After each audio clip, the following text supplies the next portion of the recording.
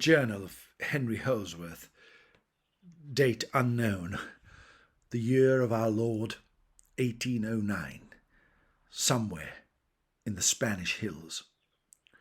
I must apologize if I have come across as flippant in my previous musings. The reality of my adventures in Spain have become starkly apparent in the last few days. Since discovering that our messengers had been ripped apart by the wolves of San Jacinto, we moved on to another church in the foothills around 10 miles away. The crew of the Whitby were keen to seek some shelter, and we had hoped that these old churches, which are often used as meeting places for the Spanish resistance, might provide us with some answers. I could not have been more right, but I wish I had been so wrong. We approached the church from the south, its sepulchral visage casting a dark shadow over the night sky. We had been joined by a Major Chopping, a rotund infantry major who had once been in charge of supplies of the Whitby before a knee injury forced him to take full-time office. The native scout, Swooping Hawk, ran swiftly through the woods on our right, and sailors Hobie and Marting skulked through the foliage on our left. The roofless church echoed with the sound of strange movement within. A shadow stubbed and strolled through the ruin, grunting and grasping. I moved forward with Gabriella, her crossbow raised as we walked into the building's shadow. Suddenly, shots rang out. Hobie cried out that he had hit an approaching soldier on the other side of the church, and we all ducked to the ground as the air was rent with shot.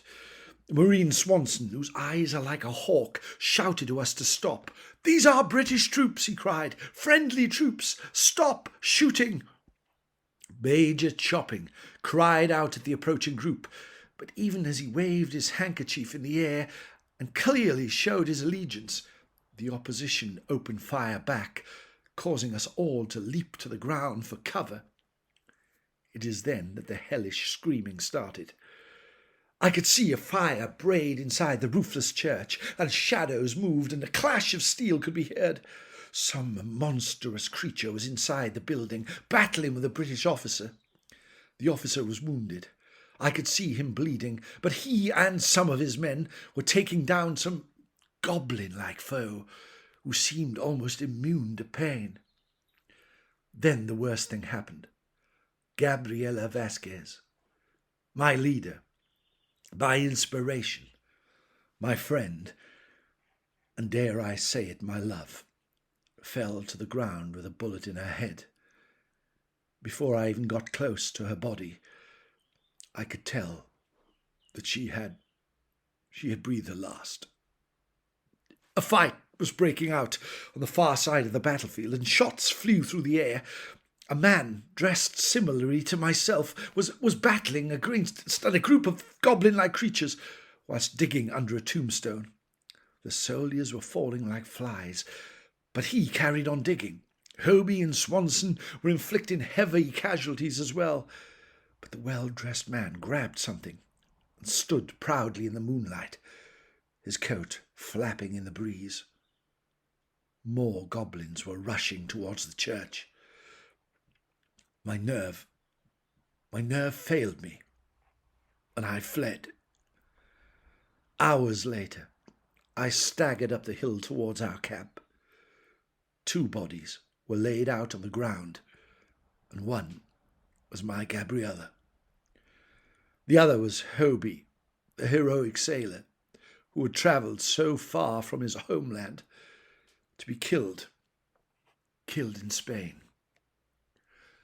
The others were gathered around a feral-looking man who stood with his back to the fire. His coat was ripped, his hat was torn, his hair was long and scraggy.